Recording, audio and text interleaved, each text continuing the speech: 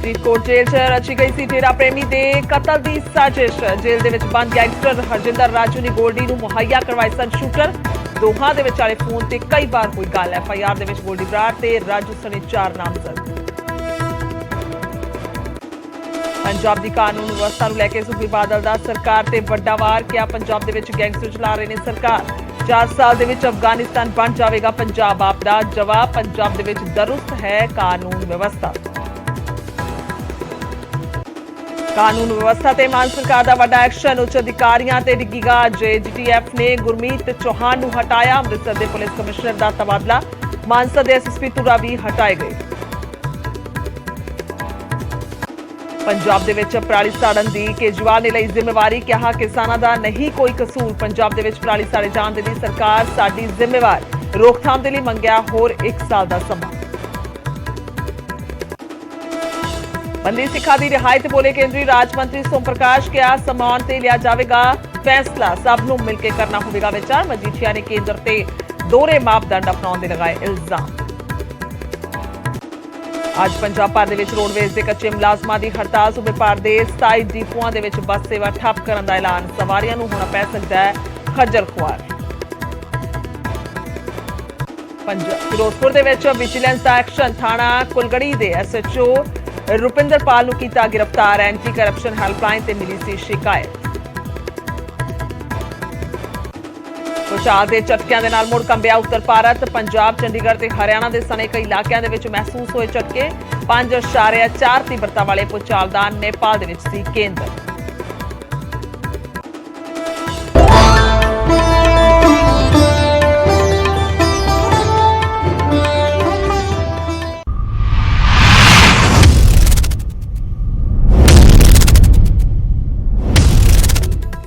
ਸਤਿ ਸ਼੍ਰੀ ਅਕਾਲ, good morning Punjab bulletin ਦੇ ਵਿੱਚ ਬਹੁਤ-ਬਹੁਤ ਸਵਾਗਤ। ਮੈਂ ਤੁਹਾਡੇ ਨਾਲ ਖੁਸ਼ਬੂ ਸੰਧੂ। ਬੁਲੇਟਿਨ ਦੇ ਵਿੱਚ ਹਰ ਵੱਡੀ ਤੇ ਛੋਟੀ ਖਬਰ ਤੇ ਨਜ਼ਰ ਪਾਵਾਂਗੇ। ਸ਼ੁਰੂਆਤ ਸਭ ਤੋਂ ਪਹਿਲਾਂ ਕਰ ਲੈਂਦੇ ਹਾਂ ਡੇਰਾ ਪ੍ਰੇਮੀ ਕਤਲकांड ਤੋਂ, ਜਿਸ ਤੇ ਵੱਡੀ ਖਬਰ ਹੈ। ਫਰੀਦਕੋਟ ਜੇਲ੍ਹ ਦੇ ਵਿੱਚ ਕਤਲ ਦੀ ਸਾਰੀ ਸਾਜ਼ਿਸ਼ ਰਚੀ ਗਈ ਸੀ। ਇਸ ਵੇਲੇ ਦੀ ਵੱਡੀ ਖਬਰ ਦਾ ਜ਼ਿਕਰ ਕਰ ਰਹੇ ਹਾਂ। ਖਾਸ ਤੌਰ ਤੇ ਦੱਸ ਦਈਏ ਕਿ ਫਰੀਦਕੋਟ ਜੇਲ੍ਹ ਦੇ ਵਿੱਚ ਬੰਦ ਹੈ ਹਰਜਿੰਦਰ ਰਾਜੂ, ਔਰ ਰਾਜੂ ਨੇ ਹੀ ਗੋਲਡੀ ਨੂੰ ਇਹ ਹਥਿਆਰ, ਇਹ ਸ਼ੂਟਰ ਜੋ ਨੇ ਉਹ ਮੁਹੱਈਆ ਕਰਵਾਏ ਸਨ। ਯਾਨੀ ਕਿ ਵੱਡਾ ਮਸਲਾ ਹੈ, ਕਿਉਂਕਿ ਜੇਲ੍ਹਾਂ ਦੇ ਵਿੱਚ ਬੈਠ ਕੇ ਕਿਸ ਤਰੀਕੇ ਦੇ ਨਾਲ ਇਹਨਾਂ ਕਤਲ ਦੀਆਂ ਵਾਰਦਾਤਾਂ ਨੂੰ ਪੂਰਾ ਅੰਜਾਮ ਦੇਣ ਦੀ ਪਲੈਨਿੰਗ ਕੀਤੀ ਜਾਂਦੀ ਹੈ, ਸਭ ਤੋਂ ਵੱਡਾ ਸਵਾਲ ਹੈ। ਗੈਂਗਸਟਰ ਹਰਜਿੰਦਰ ਰਾਜੂ ਨੇ ਦੱਸਿਆ ਕਿ ਗੋਲਡੀ ਦੇ ਨਾਲ ਮਿਲ ਕੇ ਇਹ ਸਾਜ਼ਿਸ਼ ਰਚੀ ਸੀ, ਔਰ ਹਰਜਿੰਦਰ ਰਾਜੂ ਜੇਲ੍ਹ ਦੇ ਵਿੱਚ ਬੰਦ ਹੈ ਤੇ ਰਾਜੂ ਨੇ ਗੋਲਡੀ ਨੂੰ ਇਹ ਸ਼ੂਟਰ ਜਿਹੜੇ ਨੇ ਮੁਹੱਈਆ ਕਰਾਏ ਸਨ। ਫਰੀਦਕੋਟ ਦੇ 2 ਸ਼ੂਟਰ ਭੁਪਿੰਦਰ ਔਰ ਮਨੀ ਦੇ ਨਾਲ ਗੱਲ ਕਰਵਾਈ ਸੀ। ਦੱਸਦੇ ਕਿ ਗੋਲਡੀ ਬਰਾੜ ਦਾ ਬੇਹੱਦ ਕਰੀਬੀ ਹੈ ਗੈਂਗਸਟਰ ਰਾਜੂ, ਔਰ ਮੋਗਾ ਦੇ ਰਹਿਣ ਵਾਲੇ ਰਾਜੂ ਤੇ ਕਈ ਕੇਸ ਦਰਜ ਨੇ। ਭੁਪਿੰਦਰ ਤੇ ਮਨਪ੍ਰੀਤ ਮਨੀ ਨੇ ਹੀ ਡੇਰਾ ਪ੍ਰੇਮੀ ਦੀ ਦੱਸਦੀ ਕਿ ਰੇਕੀ ਕੀਤੀ ਸੀ, ਔਰ ਗੈਂਗਸਟਰ ਗੋਲਡੀ ਬਰਾੜ, ਹਰਜਿੰਦਰ ਰਾਜੂ, ਸ਼ੂਟਰ ਭੁਪਿੰਦਰ ਤੇ ਮਨੀ ਨਾਮਜ਼ਦ ਨੇ। ਇਸ ਦੇ ਵਿੱਚ ਦੱਸਦੀ ਕਿ ਫਰੀਦਕੋਟ ਜੇਲ੍ਹ ਦੇ ਵਿੱਚ ਸ਼ੂਟਰ ਮਨਪ੍ਰੀਤ ਮਨੀ ਦਾ ਜੀਜਾ ਭੋਲਾ ਸਿੰਘ ਖਾਲਸਾ ਵੀ ਬੰਦ ਹੈ। ਯਾਨੀ ਕਿ ਕਿੱਥੋਂ ਕਿੱਥੇ ਤੱਕ ਸੰਪਰਕ ਜਾਂਦਾ ਹੈ ਸਮਝਿਆ ਜਾ ਸਕਦਾ ਹੈ। ਪੁਲਿਸ ਸੂਤਰਾਂ ਦੇ ਮੁਤਾਬਿਕ ਮਨਪ੍ਰੀਤ ਤੇ ਭੁਪਿੰਦਰ ਦਾ ਹਰਜਿੰਦਰ ਦੇ ਨਾਲ ਉਸੇ ਨੇ ਸੰਪਰਕ ਕਰਵਾਇਆ, ਜਿਸ ਤੋਂ ਬਾਅਦ ਸ਼ੂਟਰਾਂ ਦੀ ਗੋਲਡੀ ਬਰਾੜ ਦੇ ਨਾਲ ਗੱਲ ਕਰਵਾਈ ਗਈ। ਔਰ ਫਰੀਦਕੋਟ ਜੇਲ੍ਹ ਦੀ ਸੁਰੱਖਿਆ ਨੂੰ ਲੈ ਕੇ ਵੀ ਲਗਾਤਾਰ ਸਵਾਲ ਉੱਠਦੇ ਰਹੇ ਨੇ। ਲਗਾਤਾਰ ਅਸੀਂ ਜ਼ਿਕਰ ਕਰਦੇ ਹਾਂ, ਜੇਲ੍ਹ ਤੋਂ ਕਈ ਵਾਰ ਵੱਡੀ ਗਿਣਤੀ 'ਚ ਮੋਬਾਈਲ ਬਰਾਮਦ ਹੋਏ ਨੇ, ਤਾਂ ਇਹ ਬਹੁਤ ਵੱਡਾ ਮਸਲਾ ਹੈ। ਫਰੀਦਕੋਟ ਜੇਲ੍ਹ ਦਾ ਜ਼ਿਕਰ ਕੀਤਾ ਜਾਵੇ ਕਿ ਕਿਸ ਤਰੀਕੇ ਦੇ ਨਾਲ ਇਹ ਸਾਰੀ ਕਤਲ ਦੀ ਵਾਰਦਾਤ ਨੂੰ ਅੰਜਾਮ ਦਿੱਤਾ ਗਿਆ, ਪਰ ਉਸ ਤੋਂ ਪਹਿਲਾਂ ਕਿਸ ਤਰੀਕੇ ਦੇ ਨਾਲ ਇਹ ਸਾਰੀ ਪਲੈਨਿੰਗ ਹੋਈ ਹੈ, ਕਿਉਂਕਿ ਜੇਲ੍ਹਾਂ ਜਿਹੜੀਆਂ ਨੇ ਬਹੁਤ ਹੀ ਜ਼ਿਆਦਾ ਇਸ ਵੇਲੇ ਉਹਨਾਂ ਦੀ ਸਥਿਤੀ ਚਿੰਤਾਜਨਕ ਹੈ। ਇਸ ਦੇ ਵਿੱਚ ਕੋਈ ਦੋ ਰਾਏ ਨਹੀਂ ਹੈ, ਕਿਉਂਕਿ ਜਿਸ ਤਰੀਕੇ ਦੇ ਨਾਲ ਸਿੱਧੂ ਮੂਸੇਵਾਲਾ ਦਾ ਵੀ ਕਤਲ ਹੋਇਆ ਤਾਂ ਉਸ ਦੀ ਵੀ ਪਲੈਨਿੰਗ ਜੇਲ੍ਹਾਂ ਦੇ ਵਿੱਚ ਬੈਠ ਕੇ ਕੀਤੀ ਗਈ ਸੀ। ਮਨਪ੍ਰੀਤ ਮੰਨਾ ਦਾ ਜੇਕਰ ਜ਼ਿਕਰ ਕੀਤਾ ਜਾਵੇ ਤਾਂ ਉਸਦੇ ਵੱਲੋਂ ਹੀ ਗੱਡੀਆਂ ਮੁਹੱਈਆ ਕਰਾਈਆਂ ਗਈਆਂ ਸਨ। ਤਾਂ ਹੁਣ ਇਹ ਬਹੁਤ ਵੱਡਾ ਸਵਾਲ ਹੈ ਕਿ ਆਖਰਕਾਰ ਕਿਸ ਤਰੀਕੇ ਦੇ ਨਾਲ ਇਹ ਸਾਰੀ ਪਲੈਨਿੰਗ ਹੋਈ ਹੈ। ਮਨੋਜ ਰਾਠੀ ਫੋਨ ਲਾਈਨ ਤੇ ਨੇ ਮੇਰੇ ਸਹਿਯੋਗੀ। ਮਨੋਜ, ਇਹ ਬਹੁਤ ਹੀ ਵੱਡਾ ਮਸਲਾ ਹੈ ਔਰ ਲਗਾਤਾਰ ਸਰਕਾਰ ਨੂੰ ਹੋਰ ਗੰਭੀਰ ਹੋਣਾ ਪਏਗਾ, ਸੋਚਣਾ ਪਏਗਾ, ਕਿਉਂਕਿ ਇਸ ਕਤਲ ਦੀ ਪਲੈਨਿੰਗ ਵੀ ਜਿਹੜੀ ਹੈ ਜੇਲ੍ਹ ਦੇ ਵਿੱਚ ਬੈਠ ਕੇ ਹੋਈ ਹੈ। बिल्कुल गुरजोत, बड़ी हैरान कर देने वाली गल है कि थोड़ा जा पीछे जाइए कि सिद्धू मूसेवाले का जब मर्डर होया सीगा उहदे विच भी जिद्दां तुसीं जिक्र कीता सिराज मंटू मनप्रीत मन्ना उन्होंने किस तरह की गड्डियां मुहैया कराई, किस तरह गोल्डी बराड़ दे नाल गलबात करके कई चीज़ां मुहैया कराई। हुण ये जिहड़ा मामला दोबारा तो आया फरीदकोट जिहड़ा मर्डर होया ਇਹਦੇ ਵਿੱਚ ਵੀ ਹੁਣ ਜਿਹੜੇ ਸੋਰਸਿਸ ਦੱਸ ਰਹੇ ਨੇ, ਜਿਹੜੀ ਪੁਲਿਸ ਦੀ ਇਨਵੈਸਟੀਗੇਸ਼ਨ ਹੋਈ ਹੈ, ਇਹਦੇ ਵਿੱਚ ਵੀ ਹੁਣ ਜੇਲ੍ਹ ਦਾ ਜ਼ਿਕਰ ਹੋਇਆ ਹੈ ਕਿ ਜੇਲ੍ਹ 'ਚ ਬੈਠੇ ਜਿਹੜੇ ਹਰਜਿੰਦਰ ਸਿੰਘ ਰਾਜੂ, ਉਹਨੇ ਗੋਲਡੀ ਬਰਾੜ ਦੇ ਨਾਲ ਸੰਪਰਕ ਸੀਗੇ ਤੇ ਉਹਨੇ ਅੱਗੇ ਦੋ ਜਿਹੜੇ ਸ਼ੂਟਰ ਹੈ, ਲੋਕਲ ਜਿਹੜੇ ਸ਼ੂਟਰ ਨੇ, ਉਹਨਾਂ ਨੂੰ ਗੱਲ ਕੀਤੀ, ਅੱਗੇ ਤੋਂ ਅੱਗੇ ਫਿਰ ਸਾਫ ਸ਼ੂਟਰਸ ਨੂੰ ਅਰੇਂਜ ਕਰਾਇਆ, ਕਈ ਚੀਜ਼ਾਂ ਮੁਹੱਈਆ ਕਰਾਈ ਔਰ ਇਸ ਪੂਰੀ ਵਾਰਦਾਤ ਨੂੰ ਅੰਜਾਮ ਦਿੱਤਾ। ਕੁਝ ਬੜੀ ਹੈਰਾਨ ਕਰ ਦੇਣੇ ਵਾਲੀ ਗੱਲ ਹੈ ਕਿ ਜੇਲ੍ਹਾਂ 'ਚ ਲਗਾਤਾਰ ਇਸ ਤਰ੍ਹਾਂ ਦੀ ਚੀਜ਼ਾਂ, ਲਗਾਤਾਰ ਮੋਬਾਈਲਸ, ਲਗਾਤਾਰ ਨਸ਼ਾ, ਇਹ ਰੋਜ਼ਾਨਾ ਜੇ ਕਹਿ ਸਕਦੇ ਕਿ ਰੂਟੀਨ ਟਾਈਪ ਹੋ ਗਿਆ ਕਿ ਮੋਬਾਈਲ ਜਿਹੜੇ ਹੈਗੇ ਰਿਕਵਰ ਹੋ ਰਹੇ ਹੈ, ਕਦੇ 2 ਮੋਬਾਈਲ, ਕਦੇ 3 ਮੋਬਾਈਲ, ਕਦੇ ਇਸ ਤਰ੍ਹਾਂ ਦੀ ਚੀਜ਼ਾਂ। ਹੁਣ ਬੜੀ ਹੈਰਾਨ ਕਰ ਦੇਣੇ ਵਾਲੀ ਚਿੰਤਾ ਦਾ ਵੀ ਵਿਸ਼ੇ ਹੈ ਕਿ ਜੇਲ੍ਹਾਂ 'ਚ ਬੈਠੇ ਜਿਹੜੇ ਸ਼ਾਤਿਰ ਅਪਰਾਧੀ ਹੈ, ਗੈਂਗਸਟਰ ਹੈ, ਉਹਨਾਂ ਦੇ ਲਗਾਤਾਰ ਲਿੰਕ ਹੈ, ਉਹ ਲਗਾਤਾਰ ਗੱਲਬਾਤ ਕਰਦੇ, ਜਿਹੜੇ ਬਾਹਰ ਬੈਠੇ ਵੱਡੇ ਗੈਂਗਸਟਰ ਹੈ, ਵੱਡੇ ਜਿਹੜੇ ਤਸਕਰ ਨੇ, ਉਹਨਾਂ ਨਾਲ ਗੱਲਬਾਤ ਕਰਕੇ ਜਿਹੜਾ ਨੈਕਸਸ ਚਲਾ ਰਹੇ ਹੈ। ਇਹ ਜਿਹੜਾ ਮਰਡਰ ਹੋਇਆ, ਇਹਦੇ ਵਿੱਚ ਵੀ ਹੁਣ ਇਹੀ ਤਾਰ ਜੁੜਦੇ ਨਜ਼ਰ ਆ ਰਹੇ ਨੇ। ਜਿਹੜੇ ਸੋਰਸਿਸ ਦੱਸ ਰਹੇ ਨੇ ਕਿ ਇੱਕ ਵੱਡੇ ਲੈਵਲ ਤੇ ਰੈਕੀ ਹੋਈ ਹੈ, ਵੱਡੇ ਲੈਵਲ ਤੇ ਗੋਲਡੀ ਬਰਾੜ ਨਾਲ ਗੱਲਬਾਤ ਕਰਾਈ ਗਈ ਹੈ, ਵੱਡੇ ਲੈਵਲ ਤੇ ਲੋਕਲ ਸ਼ੂਟਰਸ ਨੇ ਇਹਨਾਂ ਦੀ ਰੈਕੀ ਕੀਤੀ, ਯਾਨੀ ਕਿ ਫਰੀਦਕੋਟ 'ਚ ਹੀ ਜਿਹੜੇ 2 ਹਜੇ ਦੱਸੇ ਜਾ ਰਹੇ ਨੇ, ਉਹਨਾਂ ਨੇ ਹੀ ਰੈਕੀ ਕੀਤੀ ਸੀ। ਉਹਨਾਂ ਨੇ ਸਾਰੀ ਰੈਕੀ ਕਰਨ ਤੋਂ ਬਾਅਦ ਜਿਹੜੇ 4 ਹਰਿਆਣਾ ਤੋਂ ਸ਼ਾਰਪ ਸ਼ੂਟਰ ਪਹੁੰਚੇ ਸੀ, ਉਹਨਾਂ ਨੂੰ ਸਾਰੀ ਗੱਲਾਂ ਦੱਸੀ ਸੀ ਕਿ ਕਿਸ ਤਰ੍ਹਾਂ ਅਸੀਂ ਕਿਹੜੇ ਟਾਈਮ 'ਚ ਅਸੀਂ ਇਸ ਪੂਰੀ ਵਾਰਦਾਤ ਨੂੰ ਅੰਜਾਮ ਦੇਣਾ। ਕਿਉਂਕਿ ਸਵੇਰੇ 7:15 ਵਜੇ ਦਾ ਇਹ ਸਮਾਂ ਸੀਗਾ ਜਦ ਇਹਨਾਂ ਨੇ ਵਾਰਦਾਤ ਨੂੰ ਅੰਜਾਮ ਦਿੱਤਾ ਸੀਗਾ। ਬਿਲਕੁਲ ਕਿਹਾ ਗਿਆ ਸੀ ਇਹਨਾਂ ਨੂੰ, ਜਿਹੜੇ ਸੋਰਸਿਸ ਦੱਸ ਰਹੇ ਕਿ ਤੁਸੀਂ ਕਿਤੇ ਵੀ ਕੋਈ ਆਸ-ਪਾਸ ਨਾ ਹੋਵੇ, ਰਾਤ ਜ਼ਿਆਦਾ ਰਸ਼ ਨਾ ਹੋਵੇ, ਉਸ ਟਾਈਮ ਤੁਸੀਂ ਇਹ ਵਾਰਦਾਤ ਨੂੰ ਅੰਜਾਮ ਦੇਣਾ, ਔਰ ਉਹੀ ਹੋਇਆ। 7:15 ਵਜੇ ਕਰੀਬ ਸਵੇਰੇ ਉਹਨਾਂ ਨੇ ਵਾਰਦਾਤ ਨੂੰ ਅੰਜਾਮ ਦਿੱਤਾ ਜਦ ਪ੍ਰਦੀਪ ਆਪਣੀ ਦੁਕਾਨ ਖੋਲ੍ਹਣ ਗਿਆ ਸੀ। ਠੀਕ ਹੈ ਮਨੋਜ, ਧੰਨਵਾਦ ਹੈ तमाम ਜਾਣਕਾਰੀ ਲਈ। ਤਾਂ ਦੂਸਰੇ ਪਾਸੇ ਨਰੇਸ਼ ਸੇਠੀ ਵੀ ਨੇ ਸਾਡੇ ਨਾਲ, ਫਰੀਦਕੋਟ ਤੋਂ ਪੱਤਰਕਾਰ ਨੇ। ਨਰੇਸ਼, ਵੱਡੇ ਸਵਾਲ ਹੈ ਕਿਉਂਕਿ ਅਸੀਂ ਲਗਾਤਾਰ ਜ਼ਿਕਰ ਕਰਦੇ ਹਾਂ ਕਿਸ ਤਰੀਕੇ ਦੇ ਨਾਲ ਮੋਬਾਈਲਾਂ ਦੀ ਬਰਾਮਦਗੀ ਹੁੰਦੀ ਹੈ, ਤਾਂ ਹੁਣ ਬਹੁਤ ਵੱਡਾ ਸਵਾਲ ਹੈ ਖਾਸ ਤੌਰ ਤੇ ਫਰੀਦਕੋਟ ਦੀ ਜੇਲ੍ਹ ਨੂੰ ਲੈ ਕੇ, ਕਿਉਂਕਿ ਪੂਰੀ ਪਲੈਨਿੰਗ ਹੋਈ ਉੱਥੇ। ਬਿਲਕੁਲ ਗੁਰਜੋਤ, ਡੇਰਾ ਪ੍ਰੇਮੀ ਪ੍ਰਦੀਪ ਸਿੰਘ ਦੀ ਹੱਤਿਆ ਤੋਂ ਬਾਅਦ ਜਿਹੜੇ 4 ਮੁਲਜ਼ਮਾਂ ਨੂੰ ਜਿਹੜਾ ਨਾਮਜ਼ਦ ਕੀਤਾ ਗਿਆ ਪੁਲਿਸ ਵੱਲੋਂ, ਉਸ ਵਿੱਚ 2 ਫਰੀਦਕੋਟ ਦੇ ਰਹਿਣ ਵਾਲੇ ਨੇ, ਜਿਨ੍ਹਾਂ ਦੇ ਵਿੱਚ ਭੁਪਿੰਦਰ ਸਿੰਘ ਗੋਲਡੀ ਤੇ ਮਨਪ੍ਰੀਤ ਸਿੰਘ ਮਣੀ। ਇਹ ਦੋਨੋਂ ਸ਼ੂਟਰਾਂ ਦੀ ਪਹਿਚਾਣ ਜਿਹੜੀ ਪਹਿਲੇ ਦਿਨ ਹੀ CCTV ਤੋਂ ਕਰ ਲਈ ਗਈ ਸੀ ਔਰ ਉਸ ਤੋਂ ਬਾਅਦ ਪੁਲਿਸ ਨੇ ਲਗਾਤਾਰ ਇਸ ਦੇ ਘਰਾਂ ਵਿੱਚ ਛਾਪੇਮਾਰੀ ਵੀ ਕੀਤੀ ਸੀ। ਹਾਲਾਂਕਿ ਇਹ ਦੋਨੋਂ ਕਾਫੀ ਦਿਨ ਦੇ ਜਿਹੜੇ ਘਰੋਂ ਫਰਾਰ ਦੱਸੇ ਜਾ ਰਹੇ ਨੇ, ਇਹ ਪੁਲਿਸ ਦੀ ਗ੍ਰਿਫਤ ਵਿੱਚ ਨਹੀਂ ਆਏ, ਪਰ ਲਗਾਤਾਰ ਪੁਲਿਸ ਵੱਲੋਂ ਜਿਹੜੀ ਇਸ ਦੀ ਪਹਿਚਾਣ ਕਰਨ ਤੋਂ ਬਾਅਦ ਛਾਪੇਮਾਰੀ ਕਰਨ ਦੀ ਕੋਸ਼ਿਸ਼ ਕੀਤੀ ਗਈ। ਔਰ ਉਸ ਤੋਂ ਇਲਾਵਾ ਦੱਸ ਦਈਏ ਕਿ ਗੈਂਗਸਟਰ ਗੋਲਡੀ ਬਰਾੜ ਜਿਹੜਾ ਕਿ ਕੈਨੇਡਾ ਵਿੱਚ, ਜਿਸਨੇ ਕਿ ਇਸੇ ਹੱਤਿਆ ਦੀ ਤੁਰੰਤ ਬਾਅਦ ਜਿਹੜੀ ਜ਼ਿੰਮੇਵਾਰੀ ਲਈ ਸੀ, ਇੱਕ ਪੋਸਟ ਪਾਈ ਸੀ ਸੋਸ਼ਲ ਮੀਡੀਆ ਤੇ, ਜਿਸ ਤੋਂ ਬਾਅਦ ਇਸਨੇ ਜ਼ਿੰਮੇਵਾਰੀ ਲਈ ਸੀ ਕਿ ਇਸ ਦੀ ਡੇਰਾ ਪ੍ਰੇਮੀ ਦੀ ਹੱਤਿਆ ਉਹਨਾਂ ਵੱਲੋਂ ਕਰਵਾਈ ਗਈ ਹੈ।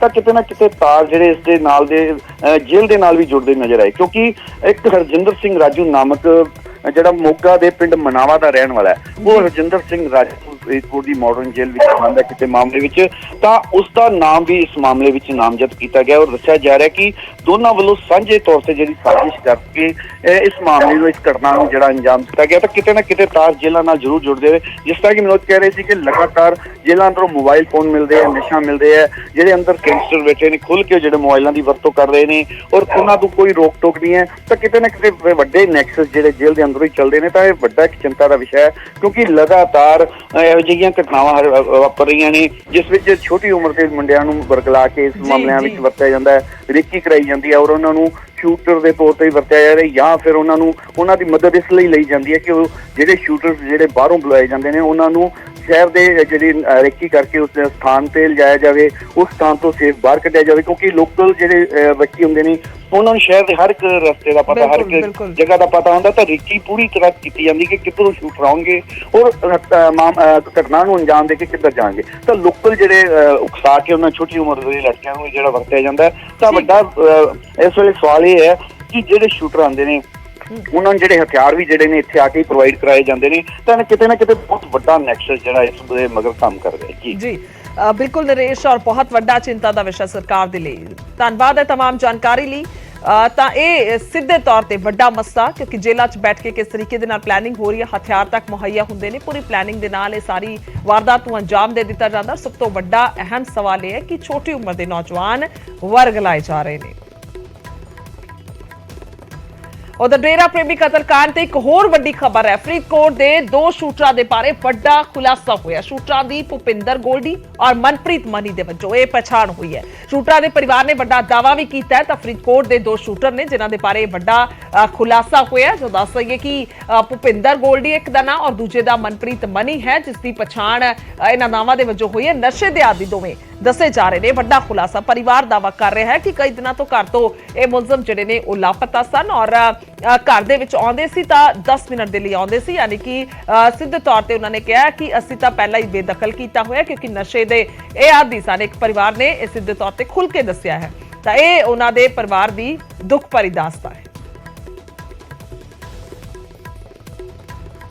ਜੋ ਗਲਤੀ ਕੀਤੀ ਉਹਨੂੰ ਗੁਨਾਹ ਜੇ ਗੁਨਾਹ ਤੇ ਉਹਨੂੰ ਸਜ਼ਾ ਭੁਗਤੇ। ਮੈਂ ਬੇਦਖਲ ਕੀਤਾ ਜਾਂਦੇ ਨਹੀਂ। ਦੋਨੇ ਇਕੱਠੇ ਰਹਿੰਦੇ ਹਾਂ, ਗੋਲਡੀ ਤੇ ਮਣੀ ਇਕੱਠੇ ਰਹਿੰਦੇ ਆ ਜੀ, ਕੰਮ ਨਹੀਂ ਕਰਦੇ, ਵਿਹਲੇ ਰਹਿੰਦੇ ਆ ਜੀ। ਤੇ ਜੇ ਮੈਂ ਕਹਿਣਾ ਤੇ ਮੈਨੂੰ ਤਾਂ ਧੱਕਾ ਮਾਰ ਕੇ ਸੜ ਦਿੰਦਾ ਜੀ, ਮੈਂ ਬੋਲਦਾ ਨਹੀਂ। ਕਿਉਂ ਕਰਦਾ? ਕੋਈ ਮੈਨੂੰ ਸ਼ੁਰੂ ਕਰਦਾ ਹੈ? ਨਸ਼ਾ ਕਰਦਾ ਜੀ, ਗੋਲੀਆਂ ਵੀ ਖਾਂਦਾ, ਚਿੱਟਾ ਵੀ ਖਾਂਦਾ ਜੀ। ਕਿੰਨੇ ਦਿਨਾਂ ਤੋਂ ਘਰੇ ਨਹੀਂ ਆਪਣੇ? ਘਰੇ 5-6 ਦਿਨ ਕੋਈ ਘਰੇ ਨਹੀਂ ਆਉਂਦਾ, ਜੇ ਆਉਂਦਾ 10 ਮਿੰਟ ਆਉਂਦਾ, ਮੁੜ ਕੇ ਫੇਰ ਨਿਕਲ ਜਾਂਦੇ ਆ ਜੀ। ਤਾਂ ਰਾਮ ਰਹੀਮ ਦੇ ਡੇਰੇ ਦੀ ਸੁਰੱਖਿਆ ਵਧਾ ਦਿੱਤੀ ਗਈ ਹੈ। ਇਸ ਕਤਲ ਤੋਂ ਬਾਅਦ ਕਹਿ ਸਕਦੇ ਕਿ ਜ਼ਿਆਦਾ ਚੌਕਸੀ ਵਰਤੀ ਜਾ ਰਹੀ ਹੈ। ਪ੍ਰਦੀਪ ਸਿੰਘ ਦੇ ਕਤਲ ਤੋਂ ਬਾਅਦ ਹਰਕਤ ਦੇ ਵਿੱਚ ਆਈ ਹੋਈ ਹੈ ਪੁਲਿਸ। ਯੂਪੀ ਦੇ ਬਾਗਪਤ ਦੇ ਵਿੱਚ ਆਸ਼ਰਮ ਦੀ ਸੁਰੱਖਿਆ ਦੇ ਵਿੱਚ ਇਜ਼ਾਫਾ ਕੀਤਾ ਗਿਆ। ਬਾਗਪਤ ਡੇਰੇ ਦੇ ਵਿੱਚ ਰਾਮ ਰਹੀਮ ਰਹਿ ਰਿਹਾ ਹੈ ਔਰ ਆਸ਼ਰਮ ਦੇ ਬਾਹਰ ਵੱਡੀ ਗਿਣਤੀ ਦੇ ਵਿੱਚ ਪੁਲਿਸ ਤਾਇਨਾਤ ਕਰ ਦਿੱਤੀ ਗਈ ਹੈ। ਡੇਰੇ 'ਚ ਆਉਣ ਵਾਲੀ ਸੰਗਤ ਦੀ ਵੀ ਚੈਕਿੰਗ ਹੋ ਰਹੀ ਹੈ ਕਿਉਂਕਿ ਸੰਗਤ ਦੇ ਵਿਚਕਾਰ ਹੀ ਕੋਈ ਨਾ ਕੋਈ ਜਿਹੜਾ ਸ਼ੱਕੀ ਆ ਸਕਦਾ ਹੈ ਤਾਂ ਇਹ ਬਹੁਤ ਵੱਡਾ ਹਮੇਸ਼ਾ ਤੋਂ ਅੰਦੇਸ਼ਾ ਰਹਿੰਦਾ ਤੇ ਇਸ ਕਰਕੇ ਸੰਗਤ ਦੀ ਚੈਕਿੰਗ ਵੀ ਕੀਤੀ ਜਾ ਰਹੀ ਹੈ। ਯਾਨੀ ਕਿ ਕਿਸੇ ਤਰੀਕੇ ਦੇ ਨਾਲ ਕੋਈ ਵੀ ਢਿੱਲ ਵਰਤੀ ਨਹੀਂ ਜਾ ਰਹੀ ਕਿਉਂਕਿ ਡੇਰਾ ਪ੍ਰੇਮੀ ਦਾ ਕਤਲ ਹੋਇਆ ਤਾਂ ਉਸ ਤੋਂ ਬਾਅਦ ਡੇਰੇ ਦੀ ਸੁਰੱਖਿਆ ਵਧਾ ਦਿੱਤੀ ਗਈ ਜਿੱਥੇ ਰਾਮ ਰਹੀਮ ਪੈਰੋਲ ਤੇ ਬਾਹਰ ਆਇਆ ਹੋਇਆ।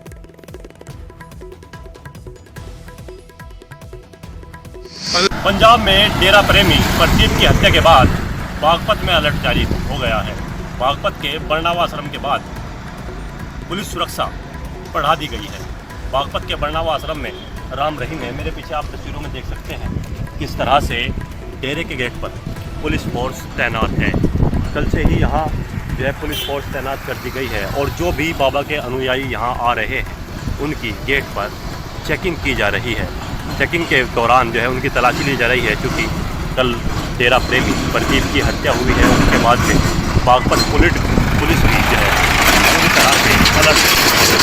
देखिए डेरे के बाहर पुलिस बल तैनात है और लगातार जो पुलिस के बड़े अधिकारी हैं या आश्रम के जो सुरक्षा जुड़े हुए लोग हैं वो लगातार जो है यहाँ पर मूविंग कर रहे हैं, सुरक्षा व्यवस्था का जायजा ले रहे हैं। बागपत की जो है बिलोनी पुलिस है जो डेरे के बाहर तैनात कर दी गई है। फिलहाल जो है बाबा के अनुयायी लगातार आ रहे हैं और आश्रम के बाहर भारी पुलिस सुरक्षा तैनात है और जो आने वाले अनुयायी हैं डेरा प्रेमी हैं उनकी भी तलाशी ली जा रही है। सैयद राव, न्यूज़ 18 बागपत। ਵੱਡੀ ਖਬਰ ਹੈ ਗੋਪਾਲ ਮੰਦਰ ਕਮੇਟੀ ਦੇ ਸਾਬਕਾ ਮੈਂਬਰਾਂ ਤੇ ਘੁੰਮੀ ਹੈ ਸ਼ੱਕ ਦੀ ਸੂਈ। ਇਸ ਵੇਲੇ ਦੀ ਵੱਡੀ ਖਬਰ ਦਾ ਜ਼ਿਕਰ ਕਰ ਰਹੇ ਹਾਂ। FIR ਦੇ ਵਿੱਚ ਕੁਝ ਹੋਰ ਮੁਲਜ਼ਮਾਂ ਦੇ ਨਾਮ ਵੀ ਸ਼ਾਮਿਲ ਹੋ ਸਕਦੇ ਨੇ। ਮੰਦਰ ਕਮੇਟੀ ਦੇ 4 ਸਾਬਕਾ ਮੈਂਬਰਾਂ ਤੋਂ ਪੁੱਛਗਿੱਛ ਹੋਈ ਹੈ ਔਰ ਪੁਲਿਸ ਨੇ ਸਾਬਕਾ ਮੈਂਬਰਾਂ ਦੇ ਬਿਆਨ ਜਿਹੜੇ ਨੇ ਉਹ ਦਰਜ ਕੀਤੇ ਨੇ। ਦੱਸੀ ਕਿ ਸੰਦੀਪ ਤੋਂ ਇਲਾਵਾ ਹੋਰ ਲੋਕਾਂ ਦੇ ਸ਼ਾਮਿਲ ਹੋਣ ਦਾ ਵੀ ਸ਼ੱਕ ਇਸ ਦੇ ਵਿੱਚ ਦੱਸਿਆ ਜਾ ਰਿਹਾ ਹੈ ਤਾਂ ਇਹ ਵੱਡੀ ਖਬਰ ਹੈ। ਇਸ ਕਤਲकांड ਨੂੰ ਲੈ ਕੇ SIT ਨੂੰ ਦੱਸੀ ਕਿ ਕੁਝ ਸ਼ੱਕਿਆਂ ਬਾਰੇ ਜਾਣਕਾਰੀ ਮਿਲੀ ਹੈ। ਸ਼ੱਕਿਆਂ ਦੀ ਕਾਲ ਡਿਟੇਲਸ ਤੇ ਲੋਕੇਸ਼ਨ ਜਿਹੜੀ ਹੈ ਖੰਗਾਲੀ ਜਾ ਰਹੀ ਹੈ। ਧਰਨੇ ਦੌਰਾਨ ਸੂਰੀ ਦਾ ਗੋਲੀਆਂ ਮਾਰ ਕੇ ਕਤਲ ਹੋਇਆ ਸੀ ਔਰ ਗੋਪਾਲ ਮੰਦਰ ਦੇ ਬਾਹਰ ਹੀ ਇਹ ਧਰਨਾ ਦਿੱਤਾ ਜਾ ਰਿਹਾ ਸੀ। ਇਹ ਵੀ ਇੱਥੇ ਜ਼ਿਕਰਯੋਗ ਹੈ ਕਿਉਂਕਿ ਹੁਣ ਇਸ ਮਾਮਲੇ ਦੇ ਵਿੱਚ ਗੋਪਾਲ ਮੰਦਰ ਕਮੇਟੀ ਹੈ ਉਸ ਦੇ ਸਾਬਕਾ ਮੈਂਬਰ ਨੇ ਉਹਨਾਂ ਤੇ ਸ਼ੱਕ ਦੀ ਸੂਈ ਘੁੰਮਦੀ ਨਜ਼ਰ ਆ ਰਹੀ ਹੈ। FIR ਦੇ ਵਿੱਚ ਕੁਝ ਹੋਰ ਮੁਲਜ਼ਮ ਨੇ ਜਿਨ੍ਹਾਂ ਦੇ ਨਾਂ ਜਿਹੜੇ ਨੇ ਇਸ ਦੇ ਵਿੱਚ ਸ਼ਾਮਿਲ ਹੋ ਸਕਦੇ ਨੇ ਤਾਂ SIT ਇਸ ਦੀ ਜਾਂਚ ਕਰ ਰਹੀ ਹੈ। ਰਾਜੀਵ ਸ਼ਰਮਾ ਨੇ ਫੋਨ ਲਾਈਨ ਤੇ।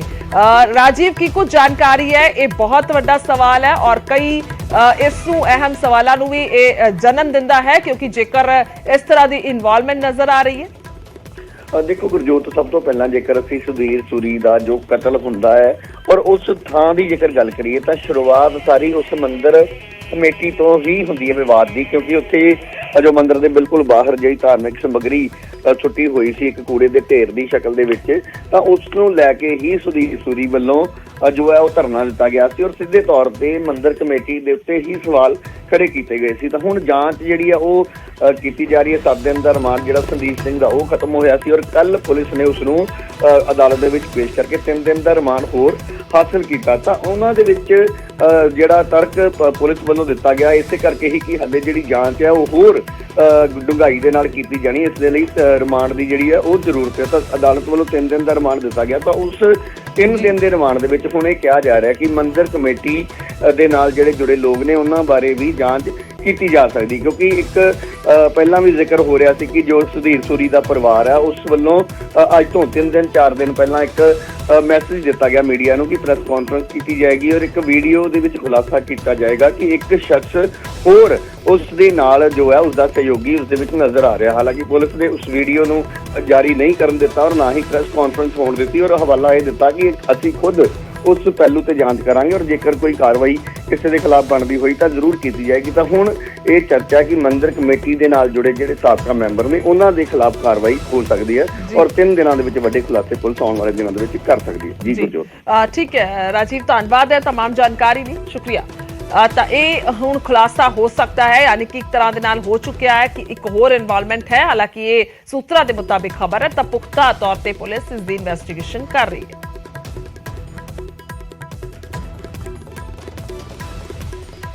ਅੱਗੇ ਵਧਾਂਗੇ ਤਾਂ ਮੂਸੇਵਾਲਾ ਕਤਲकांड ਦਾ ਜ਼ਿਕਰ ਕਰਾਂਗੇ। ਪ੍ਰੋਡਕਸ਼ਨ ਵਾਰੰਟ ਤੇ ਮੂਸੇਵਾਲਾ ਦੇ ਕਾਤਲ ਆਏ ਨੇ। ਦੱਸਦੇ ਕਿ ਗੈਂਗਸਟਰ ਮਨਦੀਪ ਤੂਫਾਨ ਔਰ ਮਨੀ ਰਈਆ ਜਿਨ੍ਹਾਂ ਦਾ ਰਿਮਾਂਡ ਮਿਲਿਆ। ਲੁਧਿਆਣਾ ਪੁਲਿਸ ਨੂੰ 5 ਦਿਨਾਂ ਦਾ ਰਿਮਾਂਡ ਮਿਲਿਆ ਹੈ। ਤਾਂ ਇਹ ਵੱਡੀ ਖਬਰ ਹੈ। ਦੱਸਦੇ ਕਿ ਮੂਸੇਵਾਲਾ ਕਤਲकांड ਦੇ ਵਿੱਚ ਇਹਨਾਂ ਦੀ ਵੀ ਇਨਵੋਲਵਮੈਂਟ ਵੱਡੀ ਹੈ ਔਰ ਜੱਗੂ ਭਗਵਾਨਪੁਰੀਆ ਦਾ ਇਹ ਕਰੀਬੀ ਨੇ। ਗੋਇੰਦਵਾਲ ਜੇਲ੍ਹ ਤੋਂ ਪ੍ਰੋਡਕਸ਼ਨ ਵਾਰੰਟ ਤੇ ਪੁਲਿਸ ਇਹਨਾਂ ਨੂੰ ਲੈ ਕੇ ਆਈ ਹੈ। ਦੱਸਦੇ ਕਿ ਗੈਂਗਸਟਰ ਜੱਗੂ ਭਗਵਾਨਪੁਰੀਆ ਦੇ ਇਹ ਦੋਵੇਂ ਕਰੀਬੀ ਸਨ। ਜਿਸ ਤਰੀਕੇ ਦੇ ਨਾਲ ਇਹਨਾਂ ਨੂੰ ਗ੍ਰਿਫਤਾਰ ਕੀਤਾ ਗਿਆ ਸੀ ਤਾਂ ਉਸ ਵੇਲੇ ਵੀ ਦੱਸਦੇ ਕਿ ਇੱਕ ਵੱਡੀ ਕਾਮਯਾਬੀ ਮੰਨੀ ਜਾ ਰਹੀ ਸੀ। ਗੋਇੰਦਵਾਲ ਜੇਲ੍ਹ ਤੋਂ ਇਹਨਾਂ ਨੂੰ ਪ੍ਰੋਡਕਸ਼ਨ ਵਾਰੰਟ ਤੇ ਲੈ ਕੇ ਆਂਦਾ ਗਿਆ ਹੈ ਔਰ ਦੋਵਾਂ ਨੇ ਮੂਸੇਵਾਲਾ ਦੇ ਘਰ ਦੀ ਰੇਕੀ ਕੀਤੀ ਸੀ। ਕਤਲ ਤੋਂ 5 ਦਿਨ ਪਹਿਲਾਂ ਮੂਸੇਵਾਲਾ ਦੇ ਘਰ ਦੀ ਰੇਕੀ ਕੀਤੀ ਗਈ ਸੀ ਇਹਨਾਂ ਦੋਵਾਂ ਦੇ ਵੱਲੋਂ।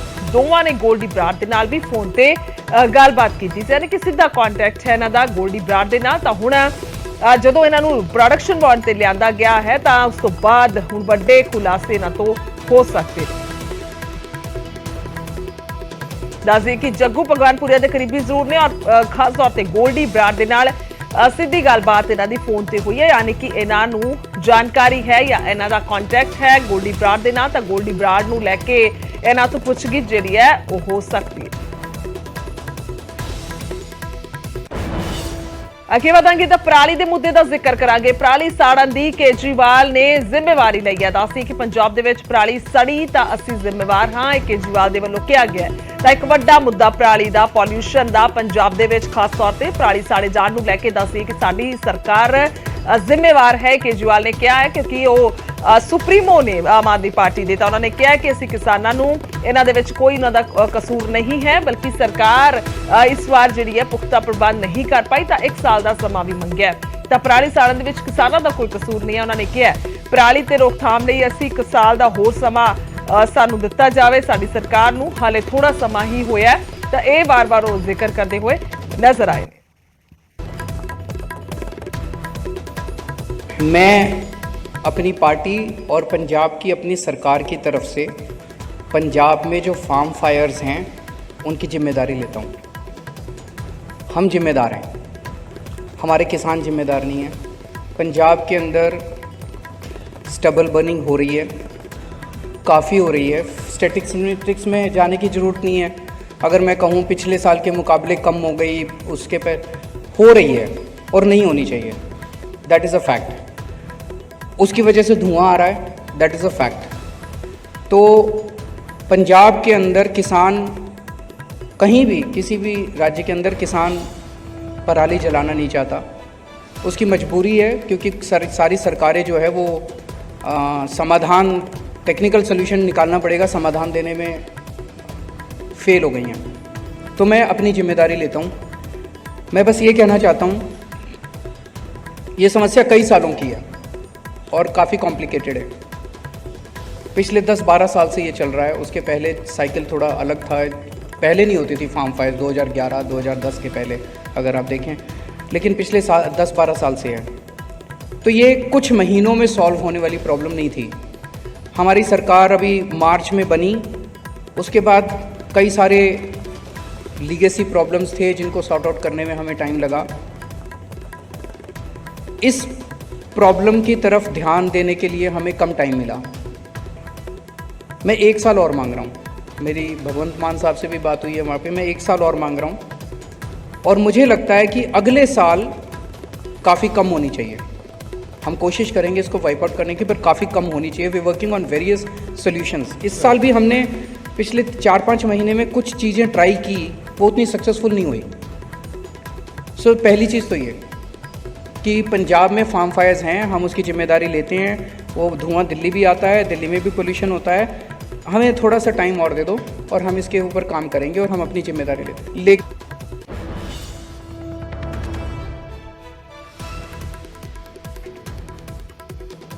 ਤਾਂ ਇਸ ਜ਼ਿੰਮੇਵਾਰੀ ਲਈ ਹੈ ਅਰਵਿੰਦ ਕੇਜਰੀਵਾਲ ਨੇ ਜ਼ਿੰਮੇਵਾਰੀ ਲਈ ਹੈ ਕਿ ਪੰਜਾਬ ਦੇ ਵਿੱਚ ਜੇਕਰ ਪਰਾਲੀ ਸੜ ਰਹੀ ਹੈ ਤਾਂ ਫਿਰ ਉਸ ਦੇ ਲਈ ਸਾਡੀ ਸਰਕਾਰ ਜ਼ਿੰਮੇਵਾਰ ਹੈ, ਕਿਸਾਨ ਇਸ ਦੇ ਲਈ ਜ਼ਿੰਮੇਵਾਰ ਨਹੀਂ ਹਨ। ਤਾਂ ਇੱਕ ਵਾਰ ਅੰਕੜਾ ਦੇਖਦੇ ਹਾਂ 11 ਨਵੰਬਰ ਕੀ ਕਹਿ ਰਹੀ 2020 ਦਾ ਜ਼ਿਕਰ ਕੀਤਾ ਜਾਵੇ ਤਾਂ 12 ਨਵੰਬਰ ਤੱਕ ਦੇ ਅੰਕੜੇ ਨੇ 71091 ਕੇਸ, 58976 ਕੇਸ ਤਾਂ 2021 ਦੇ ਵਿੱਚ ਔਰ 2022 ਚ 43144 ਕੇਸ, ਯਾਨੀ ਕਿ ਪਿਛਲੇ ਸਾਲ ਦੇ ਮੁਕਾਬਲੇ ਘਟੇ ਜ਼ਰੂਰ ਨੇ। 11 ਨਵੰਬਰ ਦਾ ਇੱਕ ਪਾਰਟਿਕੂਲਰ ਦਿਨ ਦਾ ਜ਼ਿਕਰ ਕਰਦੇ ਹਾਂ ਤਾਂ ਉਸ ਦੇ ਵਿੱਚ ਵੀ 2022 ਜਿਹੜਾ ਹੈ ਕੰਪੈਰੀਟਿਵਲੀ 2021 ਦੇ ਜੋ ਹੈ ਉਹ ਘੱਟ ਮਾਮਲੇ ਸਾਹਮਣੇ ਆਏ ਨੇ ਪਰਾਲੀ ਸਾੜਨ ਦੇ। ਪੰਜਾਬ ਦਾ ਇਹ ਅੰਕੜਾ ਹੈ, ਪਰ ਇਹ ਕੰਪੈਰੀਜ਼ਨ यानी कि जेकर इस दी कीता जावे कि आखिरकार किस तरीके दे नाल ये तस्वीर नजर आई है, क्योंकि जेकर असी 2020 2021 और 2022 का जिक्र करते तो पिछले साल के मुकाबले आंकड़ा बेशक घट है, पर फिर भी आम आदमी पार्टी के सुप्रीमो का कहना है कि हाँ साडी जिम्मेवारी है, असी ये नहीं कहांगे कि पिछले साल के नालों मामले जिहड़े ने पराली साड़न दे घटे ने, पर उस दे लई जिम्मेवारी सरकार की बनती है। उधर सुखबीर बादल ने सरकार ते वार कीता है। कानून व्यवस्था नूं लैके सरकार नूं घेरिया। पंजाब दे विच गैंगस्टर सरकार चला रहे ने। सुखबीर बादल ने कहा अफसरां दा कोई भी इस ते कंट्रोल नहीं रहा है। सुखबीर बादल ये कहंदे हुए नजर आए ने 4 साल दे विच अफगानिस्तान बन जाएगा पंजाब जेकर इहो तस्वीर रही, जेकर इस तरीके दे नाल ही कतल हुंदे रहे तां कानून व्यवस्था नूं लैके सुखबीर बादल दे वल्लों सरकार नूं घेरिया गया और इत्थों तक कह दिता है कि गैंगस्टर सरकार चला रहे ने। कानून व्यवस्था दे लई पैसा नहीं चाहिदा, हिम्मत की लोड़ हुंदी है। जेकर कानून व्यवस्था ठीक नहीं रख सकते तो तुसीं सरकार चलाउण दे लई फिट नहीं हो, यह भी सुखबीर बादल ने कहा।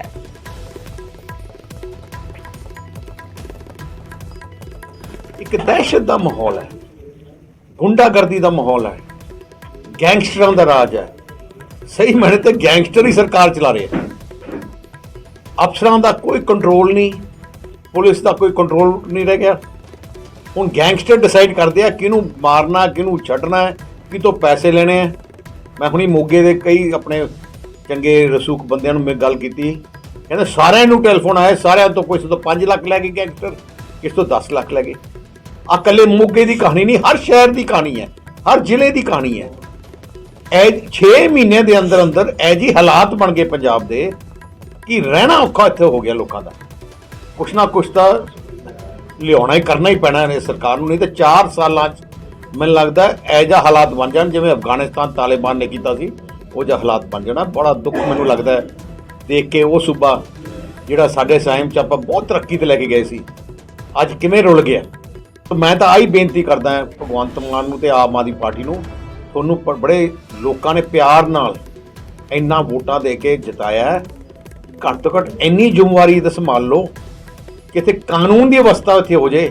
जे कोई डिवेलपमेंट या होर चीज़ नहीं करनी, लॉ एंड ऑर्डर मेनटेन करने वास्ते कोई पैसा नहीं लगता, लॉ एंड ऑर्डर मेनटेन वास्ते कली हिम्मत लगती है। जे लॉ एंड ऑर्डर ही नहीं मेनटेन कर सकते